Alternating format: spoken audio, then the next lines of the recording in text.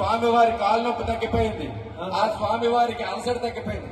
గురు శిష్యులిద్దరూ కన్యస్వామి గురుస్వామి కలిపి అలాగ అడుగులు వేసుకుంటూ ముందుకెళ్లి ఆ దివ్య సన్నిధిలో ఉన్న మా సుందర స్వామి వారిని తిలకరించి స్వామి వారి దర్శనం పొంది ఇరుముడులు అర్పించి నెయ్యాభిషేకాన్ని జరిపించి ఒక విరులలో అందరూ విరామం తీసుకుంటున్నప్పుడు ఆ కన్యస్వామి ఈ విధంగా పాడుకుంటున్నారు. పక్కనే ఒక హిందీ స్వామి కూడా ఉన్నారు, పక్కనే ఇంకో వేరు. అప్పుడు ఆ కన్యస్వామి ఏ విధంగా చేసుకుంటారంటే, జీవితంలో ఒకసారైనా శివని